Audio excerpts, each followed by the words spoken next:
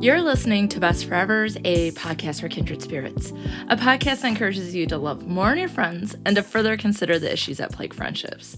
I'm Alysa Lucas, and I often tell my students that we spend the majority of our lives at work. So don't we want to work somewhere we're happy to be? And sometimes that discussion can be a little bit depressing, but the idea is it's true. We spend a lot of time at work. We should be happy where we are, and maybe the people around us should be good colleagues, cool people, and maybe even friends. So let's be real. We probably all stayed in a crappy job situation longer than we intended because a work friend made it infinitely better. Even more, we should consider what we would do if we didn't have any friends in the workplace. Some folks may do all they can to keep work professional and the rest of their life separate, whereas others of us lean on our work friends daily. So let's dive into work friendships in today's episode. Honestly, I must admit, some of my favorite TV shows have been about the workplace. I remember growing up watching Taxi and Cheers, but even more recently, there's a number of series that I love that focus on the wacky coworkers, Dwight Schrute, and our beloved work kindred spirits like detectives Jake Peralta and Charles Boyle. For example, here are a number of the shows that I currently enjoy or return to and watch over and over and over again. And of course, you know the first one I'm going to say is The Office, a now classic show that documents how a paper company operates with an incompetent leader and a bunch of misfits, let's be real. We see pranks, conflict, bonding, and oftentimes failed bonding and other awkward situations.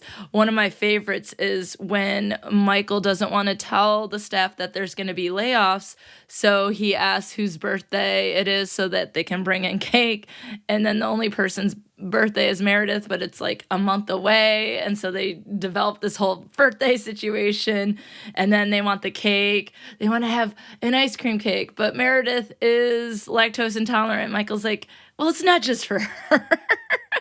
So it's any of these things to make his employees feel good, but then he just makes mistakes along the way. I still sweat from my eyeballs, though, when the office says goodbye to Michael, and you can feel the love between the workers and him, and honestly, the cast members. So that is a show that is very popular. People are relearning about it. They're learning about it for the first time. They're rewatching it for the 100th time. And what is it about the office that we love so much?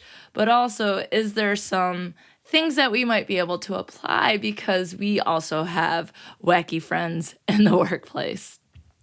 The next show that I love is Parks and Rec. Leslie Knope is the deputy director of the Parks and Rec office in Pawnee, Indiana, and she loves her job, right? She wants to do whatever she can to improve the community around Parks and Rec, which I love. I love people who love their jobs. That's why I love watching Survivor, because Jeff Probst loves his job. He enjoys everything he does. But Leslie, she loves her job. She loves some binders. She loves jamming on her calendar. She loves waffles. And most of all, she loves her friends. She works with sweet and snarky cast of characters who have varying levels of love for their jobs. But they all seem to bond and get along, especially when they bond together to make fun of Jerry.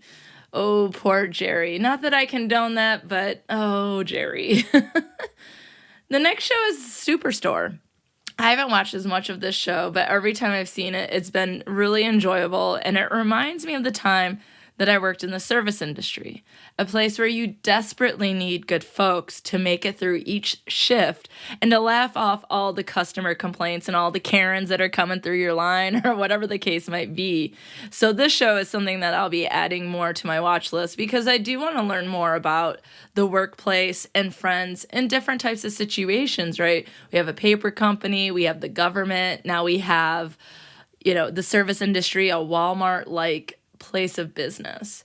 And then we have an even different type of workplace situation with the Bull type, which is a show on Freeform, and I find the show to be absolutely wonderful. I didn't know the show existed, and then I started watching it over the summer, and I binged the crap out of it, and the next season has just started, so I'm able to catch up on Hulu. So the episodes are on Hulu if you're interested and you don't have Freeform. Okay. So this show in particular follows three friends, Jane, Kat, and Sutton, and they all met in the workplace, and they need each other if they plan to survive the fashion magazine industry.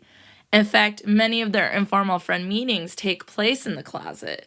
It's their special spot as they talk through their daily problems. And there's something very intimate about it, something very realistic about it, and something that just reminds me of good friendship, and that we don't just need them in life, we need them in the workplace. And then a lot of times that our workplace friends can become our in real life friends. And then honestly, I've been rewatching Brooklyn Nine-Nine, which seems like for the 17th time, and it inspired this episode. The bonds and connections they make working cases as detectives or wasting time in the station, like Jimmy Jab games and the annual Halloween heist. In a line of work that can be tedious, like paperwork, or frustrating trying to solve cases, and depressing because of the types of cases you're working on, it's helpful to know your coworkers got your back. And with all the time spent on the job, where else are these folks going to make their friends? So let's dive in a little bit deeper. These are some of the shows, and like I said, Brooklyn Nine-Nine has really inspired this, and I have talked about workplace cliques, but now I want to talk about why we need workplace friendships, but we got to avoid those cliques, which we'll talk about a little bit later. So according to a 2018 article from the Workplace Psychology webpage, they cite researchers who stated, quote, that workplace friendships are voluntary relationships where people interact as unique individuals rather than occupants of organizational roles. We form and maintain workplace friendships to enhance our social support and our job success. But most of all, we make friends at work to help us satisfy our need to belong, end quote. We all have that need to belong, and there are lots of different ways that we can satisfy it. And I believe, and I think we all know, that friendships is going to be one of the primary ways that we do that. And how do you do that in the workplace? You want to be able to fit in. When it's your first day, you're going to orientation. I remember when I started at Central Michigan University, on the first day of orientation, they put you at a table, they signed it, where you sit, and it's like, oh, these are the people from my college, so these are the people I'm going to have the most things in common with. And many of those people I'm still friends with today. I walk by their office every day, I say hi, I stop and we chit chat. Some of those people I've done things with outside of work, but really you walk in and those nervous feelings, like I moved from New York and a wonderful job at Mansfield University in Pennsylvania, had to drug up the cats to get them across the country. And then I'm moving into an apartment, and so I'm unpacking and I'm trying to figure out where everything is in this town. And I was excited because we had a Qdoba, and I was excited to be an hour away from my parents and my best friend Kate.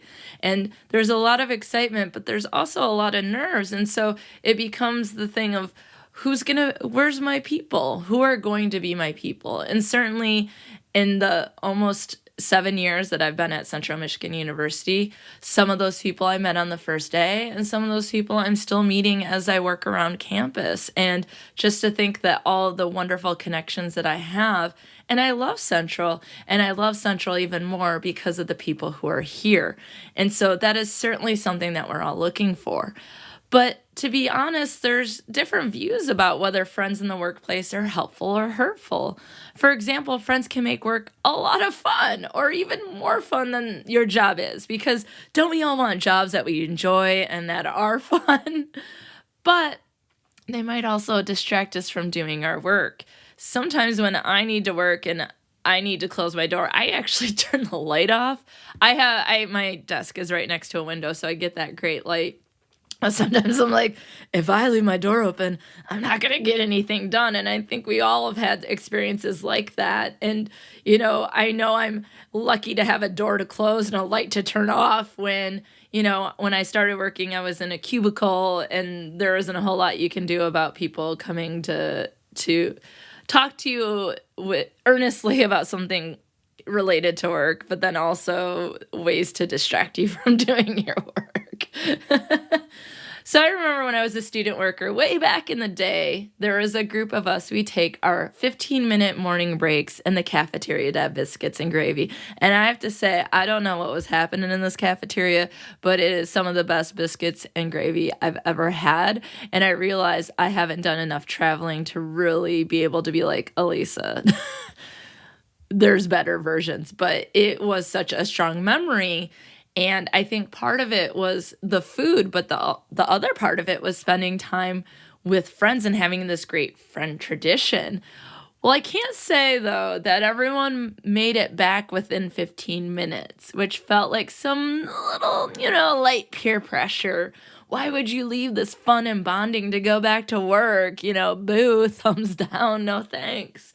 So, like most things in life, there are advantages and disadvantages to having friends in the workplace. I really enjoyed it doing that, but sometimes it was like, oh, our 15 minutes are up. But does everyone want to follow the rules? You need to be on the same page with friends in the workplace, right? Like, we're on break, but we're back on time. Like, those are not the friends I had when I was a student worker, but great memories. So let's talk about some of the advantages. These are clear advantages for having friends in the workplace. According to a November 2018 article on CNBC webpage by Dan Schwebel, quote, our basic human need for friendship gives us that sense of belonging, purpose, confidence, and satisfaction that we crave, end quote. And that's no matter the context, right? We talked about that a little bit with the quote before from the workplace psychology webpage. And one of the things is we're looking for it in all sorts of contexts. It doesn't just have to be social. We want to have purpose and belonging and satisfaction. We want all those things in all aspects of life. And aren't we always thinking about how we can have it better in all these situations? How can we have more successful friendships? How can we be more successful in the workplace? How can I have hobbies that fulfill me? How can I find happiness? Am I living a happy life? So I think these are things that we do as humans, and it's no surprise that we would also want to do that in the workplace. In fact, this article cites a study about office vibe that found, quote, that 70% of employees say friends at work is the most crucial element to a happy working life. And from that same study, 58% of men would refuse a higher paying job if it meant not getting along with coworkers, end quote. So even if we're not looking for friends, we're looking for being able to get along with others, to have good colleagues, to have those really nice, positive, collaborative working relationships so that we can enjoy what we do. Because here's the thing, drama, stress, all that stuff becomes very toxic. And then people, when they wake up in the morning, they feel sick. They don't even want to go to work. And what happens when people don't want to go to work? When they're there, they're not going to care as much, right? So getting along with people, being friendly is important. Having respect and and appreciation and valuing what people contribute in the workplace is important. But knowing that having that extra step of friends is probably going to make it all the better. And one benefit that I really like that I've read in a number of the articles that I'm using for this episode today is that friends are there to help us navigate the changes in the workplace. Now, that student assistant position that I worked at, I can say that it was pretty common in that workplace that, no, we're not going to do that. That this is the way we've always done it. And so that can be frustrating. And so a lot of times people don't like change, but it's going to happen because it might start from the top and trickle down. Events around us in our world might make things change. People leave, people come in. There's all sorts of things that can happen in the workplace. Budget cuts, competition, supervisor transitions, and so much more. And so it's friends that we need to turn to and lean on during those times so that we can continue to be productive, continue to be confident, continue to be successful, and maybe continue to be having fun. Additionally, a Quills Group online blog states that friends in the workplace means you're more motivated and productive. And if I'm someone who runs a business, this to me would be really important because that's what I want in employees. I care about my employees. I want them to be motivated. I want them to be productive. I want them to be their best. And what can I do? What sort of resources can I provide to give them that, right? So is it professional development? Is it time together so that we can make friends or have those good working friendship relationships? Additionally, the blog says that friends in the workplace means your job satisfaction gets a boost. Again, we're starting to see a trend, folks. We're starting to see a trend that your job satisfaction gets a boost. So it's no surprise that Leslie Knope loves her job because she loves her friends that she works with, right?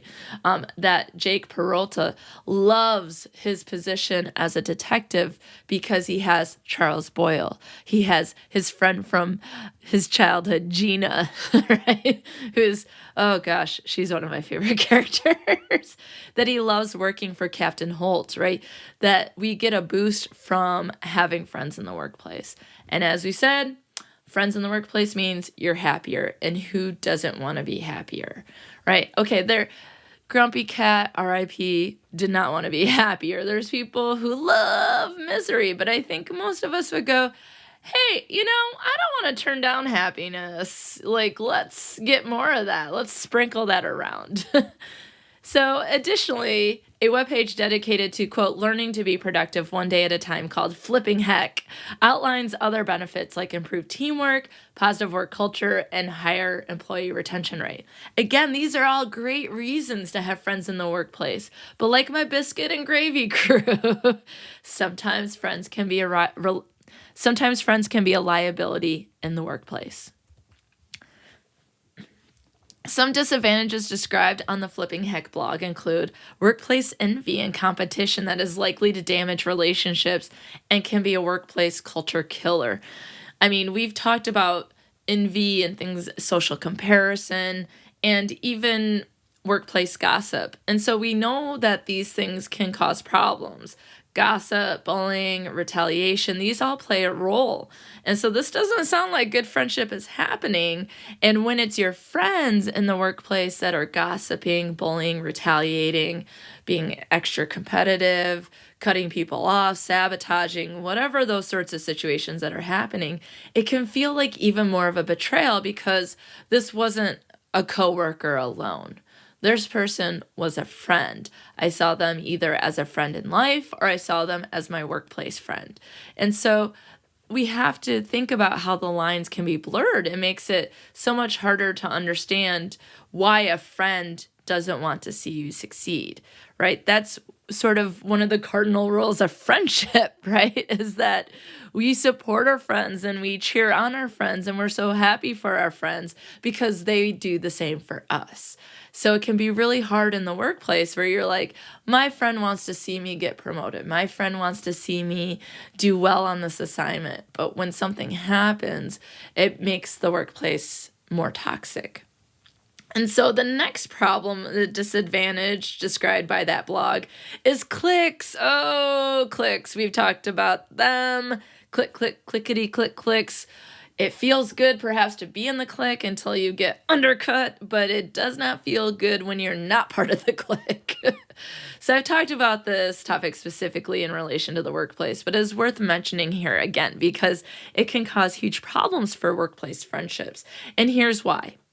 It is great to work in a group with your friends unless you're the one outsider in the group who doesn't get the inside jokes and may be left out making decisions when the others agree on things, and they ends up happening as an outsider is you become immediately the minority. So there's difficulties in being able to make hard decisions, to make changes, to move forward. If everyone's just like, I'm on the same page as my friends, and there isn't good atmospheric, let's sort of argue this out, or let's talk through the problems, or let's welcome some disagreement. Like those things need to be fostered in the workplace. And it can be hard to do that when you're working against sort of like a survivor alliance, right? And so that can make it really difficult. And so that is something that if you do work in the workplace with friends, that when you are in group situations and you're adding in other people, that you create new work ground rules, new group culture, all those sorts of things, so that you can make the best decisions. Because here's the thing, I taught group communication for years where students worked in groups and they'd be like, I want to work with my friends. And I'm like, I don't think you do. And here's why, because when you and your friends are not on the same page, even, this is a different example. If you're not on the same page, then your friend is just going to not go along, just like, well, no, I'll let my friend do that work, or, they rely on you too much, and then they end up not contributing, and you become frustrated with your friend because they're not being a good colleague. They're not contributing. They're not collaborating. And so I would say, I'm going to randomly put you in groups. Or I used to do this activity. Oh gosh, I'm trying to remember who I got it from. One of my graduate student friends did this, speed dating, but it was speed grouping. And so I'd set it up where their desks were facing each other and the students would have a couple minutes to talk to each other, and they write down things like the skills or the vibe they got from people or whether or not they had a similar schedule. And most people honestly work toward finding the best group members for the class, right? And then some people still would just put their friends down, and I'm like, I don't think so. And then I put them together based on who requested each other, and then the rest of it was done randomly. And what you find is that people are thinking more about who they want to work with. I'd say things like, hey, this person's late every day. Do you want them in your group? Right? That you're always communicating. And so that can cause some problems in the workplace when you're working with friends, because they don't think you're going to call them out for being late or not doing what they're supposed to, because you're their friend, right? So when you have friends in the workplace, though, be careful not to neglect others and to leave them out in the dark, but then also consider what you're going to do to work with a friend, because it can be challenging as it is. And so friends must be careful about changes in the workplace that can lead to conflict. For example, friends are often peers, but in the workplace, sometimes a friend may be promoted, and new challenges can surface about each person's role, how the friendship works, and so much more. One cannot assume that their supervisor friend would do any favors for them, nor that a friend employee would do more work for their supervisor friend without the pay they deserve. So when the role is formal, so we just talked about sort of informal working together on a group as peers, it can be problematic. But now we have formal power hierarchy changes that are workplace related only. So how do you operate that friendship in the workplace? But then also, if you're friends outside the workplace, how do you operate your friendship without looking at your friend as a supervisor or looking at your friend as your employee? The workplace psychology webpage also indicates that friendships fail in the workplace because of, quote, problem personalities, distracting life events, conflicting expectations, promotion, and betrayal, end quote. So there's lots of ways that we can foster good friendships, but there's also a lot of ways that friendships can fail. And I think, some of those, right, personality clashes after a while, like a friend might be more concerned about a life event going on. Conflicting expectations is assuming your friend in the workplace is going to behave in a certain way when you haven't communicated those expectations to them explicitly. Promotion, like I just said, can cause some power differences. And then betrayal, sabotage, gossip, bullying, whatever the case might be. The CNBC article from 2018 indicates that 1 in 10 workers have 0 friends, and more than half have 5 or fewer. Some people may not want to have friends as a way to keep things at work separate from their personal lives, but certainly there's a lot of evidence that I've shared here of why friendships can be helpful. We can remind people why they need friends in the workplace, like described by a life hack article by Alysa Renner. Alysa notes 7 reasons why friends in the workplace are good, including you spend a lot of time at work, which I've already noted. You'll enjoy work more. We know this. You'll have a support system. You'll feel that sense of belonging. Loneliness reduces motivation and productivity. So if you feel like you're on an island by yourself, then you are not as motivated to be at work and do good work and all those kinds of things. And so even having one friend probably makes a difference here. You'll care more about your work, and the communication person in me is excited about the 7th reason, which is you'll improve your communication skills. And sometimes I think that we apply communication from our daily lives into the workplace, but we might need to make some adjustments sometimes. And so I think having friends means that you're communicating more often, and then you might be able to be more willing to talk about some of the things you're going through, how to solve some problems, how to get a task done. And so not only are you going to do better work, but you're communicating more and really practicing and honing the skills that you have. And sometimes we don't stay at jobs forever. And so being able to improve your communication skills, being more productive, caring about your work, that's probably going to help you get a different or a better job if that's what you're looking for, right? That all these things will help in the long run. And what about folks who don't have friends in the workplace, but they want or need them? According to the Quills Group webpage, the workplace can encourage a friendship by having a buddy system to welcome new hires, which I absolutely adore, and it's something that happened when I was at Penn State as a graduate student.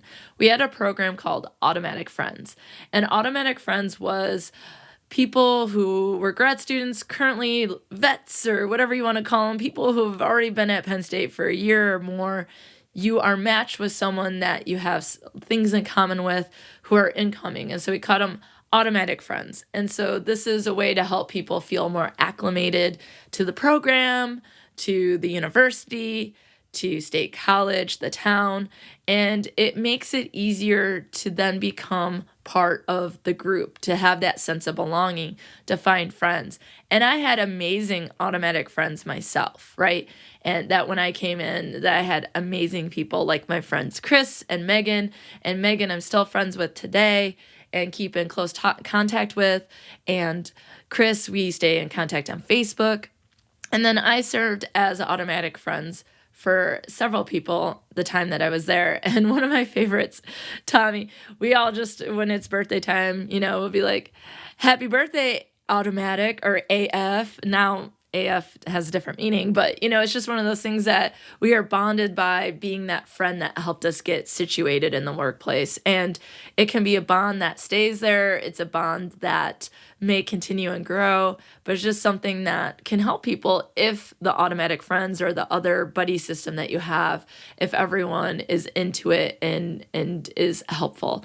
And it just reminds me of mentors. And I'm going to do an entire episode on mentorship because I think that is important to thinking about the workplace relationships and connections and how those people might be viewed as friends.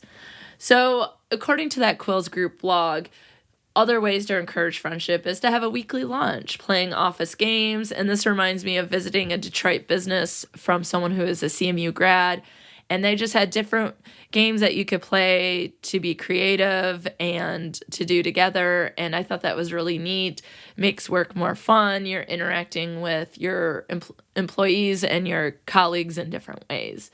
The blog also talks about team building activities, which sometimes people are like, oh, are we about to do trust falls? And maybe that seems a little hokey, but there's got to be other ways, right? And that there's probably programs or speakers that come in that can really help encourage friendships, or at least friendliness, respect, appreciation, and valuing each other. And then the last one, I am 1000% on board with. How do we make this happen in every place of business? And that is allowing a dog in the office. So what is going to bond people closer together? Everyone's like, oh my God, the dog's so cute, petting the dog. And if people aren't your thing, well, then the dog can be your friend. And I love that. We need furry friends in our life, for sure. I have 3, and they're the best. Fast Company gives some other ways to make friends too. If you're going into a situation and there isn't anything set by the place of business, that you might have to do a little more work yourself. And so here are some of the things that you can do. Introducing yourself. I hate small talk, but I understand the value. So chatting with people, sometimes as people come in the workplace or on breaks, they might chit chat, and that might be a way to get to know people. Learn people's names, remember their names, pronounce them correctly, use them in conversation. That is a great way to do it. Don't eat your lunch at your desk with the door closed and the light out, Alysa. If you eat lunch away from your desk, you could eat lunch with other people, or you might just be in a more public place where you can interact with people. And they don't have to be necessarily people specific in your office, right? A lot of times there might be people in other departments that you could also make friends with. Go for coffee. I have a colleague who does this a lot with students, graduate students, faculty, and I think it's a great way to keep up with people, know what's going on, talking about personal stuff, maybe covering a couple work things, and just making it happen. And if coffee isn't your thing, then the suggestion might be to offer or suggest that you go get work drinks or have the happy hour, which is something that you see on Brooklyn Nine-Nine a lot. Like they're all going to the same bar to have drinks together. You can decorate your desk because that would be a way for people to ask questions about you. I keep a lot of knickknacks and things like that in my office at school, mainly because if I have them at home, the cats will knock them over and that sort of thing. But I also find that they are great conversation pieces. I have a wide range of things. One of my favorites is I have a nameplate on my desk that says, "Ask me about my cats." And people will be like, "Tell me about your cats." And then other people are really concerned, like, "Are your cats okay?" But I can say it's brought up a lot of conversation in the workplace just from that one item of many items that I have in there. Having a positive attitude would be a great way to do that. You can join or start a company interest group like a book club. Bringing in food is always a great way. People come to the food, you can talk to them there.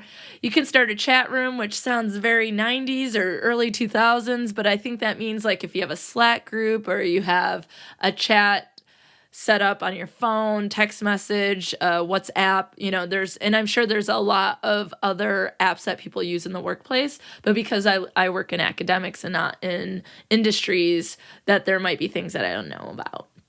Work away from your desk, offer to help people, greet people, be aware of your body language, right? Like, are you approachable? And then being yourself. Those are all great ways to start making friends in the workplace. And then the Muse also says to never stop trying to make friends and never stop trying to help people. Take advantage of any social opportunities. So, for example, I have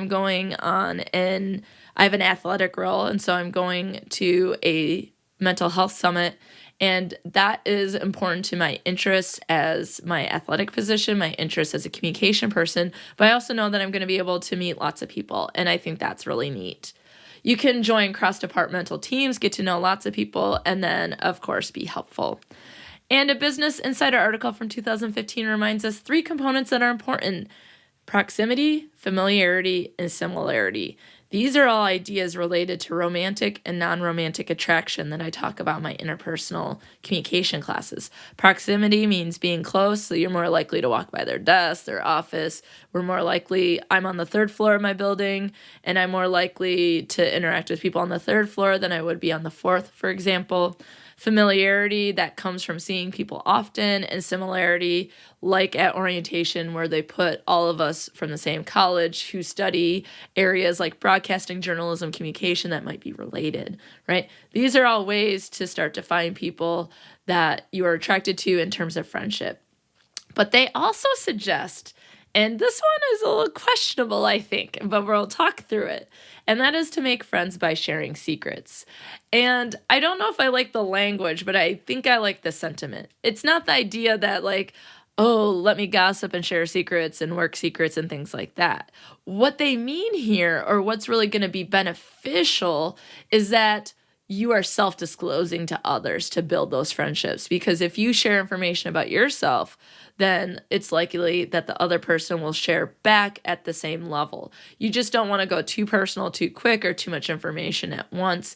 But I think that's what they're saying. It's like sharing information about yourself and not necessarily business secrets, right? Some places you sign the law documents, the legal documents, or non-disclosure, right? So yeah, you can't share secrets, but you can share information about yourself. Of course, we also need to address how to manage friends in the workplace once they are formed. According to the AIM Leadership webpage, we need to understand the, quote, business of friendship by mindfully managing these relationships. First of all, you're not building walls and creating cliques, right? So that is something that you have to constantly be mindful of. You need to establish ground rules, right? For being in the workplace, being outside the workplace, being on a group when new people are coming in. How are you going to handle those things? And honestly, what might work best is if you have a new group. So if you and 2 of your friends are in there and there's to other people. It's establishing group ground rules for that group. But you can also have ground rules for how friendship is going to work, and that when someone gets promoted or you end up in a workplace where your friend from life is now your supervisor, that calls for a conversation about the rules that you're going to have there. The next thing they suggest is interrogating the basis of the friendship. Now, interrogating sounds like you need Jake Peralta from Brooklyn Nine-Nine, and there's going to be a light in your face, and they're going to just throw questions at you. But it's essentially this idea is, why are you friends with this person? And that don't choose friends based on default or the first friends. It is really truly about that commonality. What do you have in common and those sorts of things. So it's not just making friends to make friends, which some of that might lead down paths that could be problematic later, like betrayal, sabotage, bullying, gossip, cliques, and other things of that nature. So don't just choose friends because you need them. Choose friends that are going to be that support system, that are going to want to see you succeed, and vice versa. So it is much like in life, right? That we're just talking about a different context. And then finally, AIM Leadership talks about diversifying your friendship network. Then in the workplace, learning and listening and having a wide range of friends is not probably only going to make you a better friend, a better person, but a better worker, where you're understanding different components, different philosophies and values and ideas, and really allowing there to be that disagreement and coming through and talking through ideas and coming up with the best decisions. So these are some of the things to consider when you do have friends in the workplace. So I'd love for you to tell me about your workplace friendships. Are there some fun stories? Do you have a biscuit and gravy crew like I did? Are there meaningful moments from the workplace, or even friendships that failed that you think would be cautionary tales for listeners? And additionally, I'd also love to hear about your favorite workplace friendships from television and other media outlets. So I want to cover more about workplace friendships in the future, and I love to have your help. So be sure to let me know on any of the social media outlets, Facebook, Twitter, Instagram at bestforeverspod, and on bestforeverspod@gmail.com. So until next time, friends, think fondly of your work friends, because without our friends, who'd we be? Listening to Best Forevers. If you like what you hear, be sure to subscribe, rate, review, and of course, share with a friend. Please be sure to follow Best Forevers on Facebook, Twitter, and Instagram at Best Forevers Pod, and I'm at Dr. Alysa Lucas on Twitter. You can always find the podcast webpage for more information at bestforeverspod.com, and share your stories of friendship by emailing me at bestforeverspod@gmail.com. And if you'd like to support the movement to love on our friends more, check out the podcast on patreon.com/bestforeverspod. Now, friends, check out this recommended podcast that you must get in your ear holes immediately.